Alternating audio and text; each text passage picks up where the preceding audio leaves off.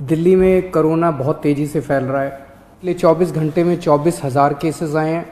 दिल्ली के अंदर ऑक्सीजन की कमी होने लगी है, रेमडेसिविर की कमी होने लगी है। आज मैंने काफ़ी लंबी एक एक चीज़ के ऊपर मीटिंग ली थी सभी ऑफिसर्स के साथ। तो जो हमारे 3-4 दिन पहले हमारी असेसमेंट थी, चूँकि केसेस बहुत ज़्यादा तेज़ी से बढ़ रहे हैं, इस वजह से इन सारी चीज़ों की कमी भी, जो हमें लगता था कुछ दिन पहले तक की स्थिति ये चीज़ें उचित मात्रा में मौजूद हैं, आज ऑक्सीजन की, रेमडेसिविर की और टोसिलीजुमैब, इन तीनों की कमी नज़र आई।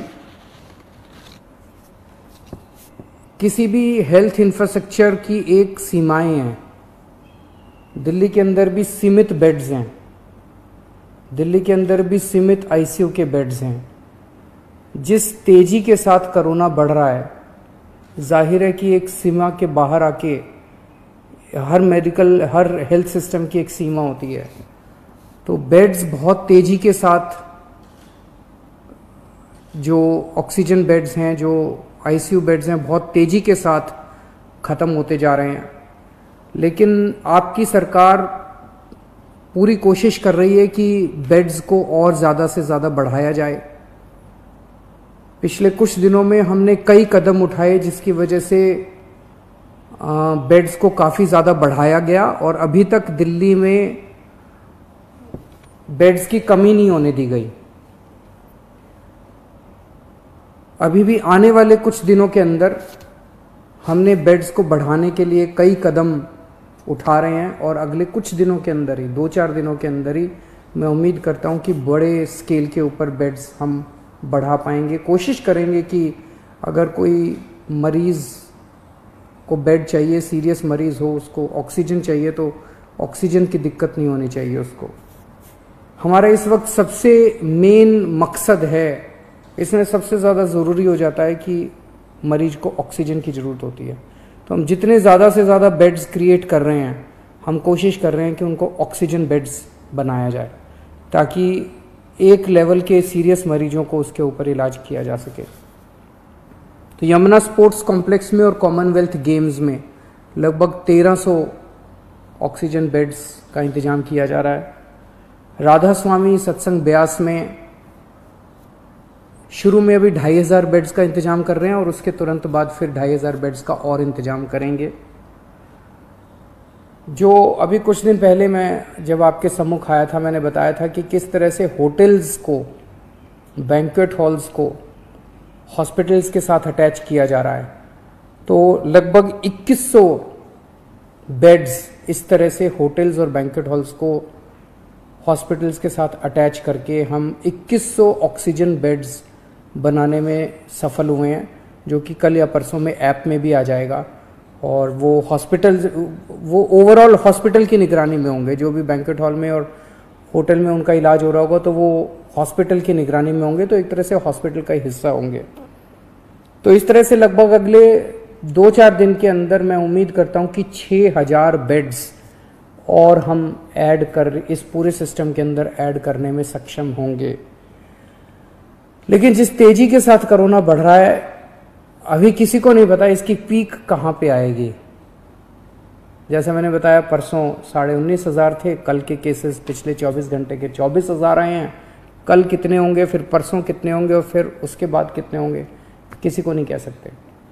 इसीलिए हमें अपनी तैयारियां और बढ़ चढ़ के करनी पड़ेंगी। हम इस वक्त ज़रा सी भी आलस नहीं कर सकते, ज़रा सी भी सांस नहीं ले सकते। इस वक्त हमें 24 घंटे मेहनत करके ज़्यादा से ज़्यादा इंतजाम आगे करने पड़ेंगे, ताकि अगर कोरोना उतना हो जाता है तो हम एक कदम कोरोना से आगे होने चाहिए। अभी थोड़ी देर पहले मैंने डॉक्टर हर्षवर्धन साहब से फ़ोन पे बात की और उनसे मैंने निवेदन किया। ये तीनों चीज़ें मैंने उनसे मांगी, तीनों चारों चीज़ें। एक तो मैंने उनसे निवेदन किया कि दिल्ली के अंदर बेड्स की बड़ी मात्रा में कमी हो रही है। नवंबर के अंदर जब कोरोना आया था तो 4100 बेड केंद्र सरकार ने हमें मुहैया कराए थे। इस वक्त केवल 1800 बेड दिए हैं, जबकि ये वाली वेव पिछले वाली वेव से 3 गुना ज़्यादा घातक, अभी तक उसमें 8,500 केस पीक पे आए थे, हम 24,000 पे पहुंच चुके हैं। तो उनसे मैंने निवेदन किया, केंद्र सरकार के लगभग 10,000 बेड्स हैं दिल्ली में, इसमें से कम 50% बेड्स कोरोना के लिए रिजर्व किए जाएं। जैसे अगर मैं बताऊं, जो मेन ऑल इंडिया मेडिकल है उसमें 1162 बेड्स हैं टोटल, उसमें से केवल 23 बेड्स कोरोना के लिए रिजर्व किए गए हैं। सफदरजंग हॉस्पिटल है, उसमें 2900 बेड्स हैं टोटल, उसमें से केवल 204 बेड्स कोरोना के लिए रिजर्व किए गए हैं। तो मेरा एक उनसे निवेदन था कि कम से कम 50% बेड्स कोरोना के लिए अगर रिजर्व किए जाएं तो एकदम से 3-4 हज़ार बेड्स एक्स्ट्रा कोरोना के मरीजों को मिल सकते हैं, और उसी तरह से आईसीयू के अंदर भी बेड्स दिए जाएं। दूसरा, उनको मैंने बताया कि किस तरह से दिल्ली के अंदर ऑक्सीजन की कमी हो रही है, अगर ऑक्सीजन की तुरंत सप्लाई दिल्ली में की जाए, और प्राइवेट हॉस्पिटल्स में आज मुझे बताया गया है कि ज़्यादा कमी हो रही है, तो अगर ऑक्सीजन की सप्लाई तुरंत करवा दी जाए। और तीसरा, मैंने उनको बताया कि रेमडेसिविर और टोसिलिजुमैब की काफ़ी किल्लत हो रही है, अगर वो मुहैया कराई जा सके। हमें केंद्र सरकार से हमेशा कोरोना की लड़ाई के दौरान मदद मिली है, और मैं पूरी उम्मीद करता हूं कि इस बार भी केंद्र सरकार दिल्ली में हमें पूरी मदद मिलेगी। ये भी सामने ऐसी खबरें आई हैं कि ये कुछ दवाइयाँ जिनकी शॉर्टेज हो रही है, इसकी शायद कभी ब्लैक मार्केटिंग ना हो रही हो, होर्डिंग ना हो रही हो। तो आज अफसरों की मीटिंग में सख्त निर्देश दिए गए हैं कि उनके ऊपर रेड मार के और सख्त से सख्त कार्रवाई की जाए अगर कोई भी इन दवाइयों की होर्डिंग या ब्लैक मार्केटिंग करते हुए पाया जाता है। तो एक शिकायत ये आ रही है, और ये सही भी है, कि टेस्ट्स में अचानक दिल्ली के अंदर, दिल्ली देश में अकेला शहर था जहाँ 24 घंटे में टेस्ट के रिजल्ट आया करते थे। पिछले कुछ दिनों से 3-3, 4-4 दिन लग रहे हैं टेस्ट्स में, ये शिकायतें आ रही हैं। और उसका कारण ये है कि कुछ लैब्स ने अपनी कैपेसिटी से ज़्यादा सैंपल उठाने चालू कर दिए हैं। उनकी कैपेसिटी मान लीजिए 5,000 की है दिन की, वो 10,000 ले लेते हैं, 15,000 सैंपल डेली ले लेते हैं, और वो एक देने सैंपल का रिजल्ट देने में उनको 3-3, 4-4 दिन लग जाते हैं। इससे नुकसान आप समझिए कि एक सीरियस मरीज, उसने आज सैंपल दिया, उसका रिजल्ट अगर 3 दिन बाद आएगा, 3 दिन के अंदर तो उस व्यक्ति की मौत भी हो सकती है। तो उनकी ज़िंदगी के साथ खेल रहे हैं। ऐसी लैब्स के खिलाफ सख्त कार्रवाई की जाएगी जो अपनी कैपेसिटी से ज़्यादा सैंपल उठाते हैं और 24 घंटे के अंदर रिपोर्ट नहीं देते। और सभी डीएम्स को भी इंस्ट्रक्शंस दिए गए हैं कि किसी भी लैब को सैंपल देने के पहले देखें कि उनके पास कुछ पेंडिंग सैंपल्स तो नहीं पड़े हुए हैं।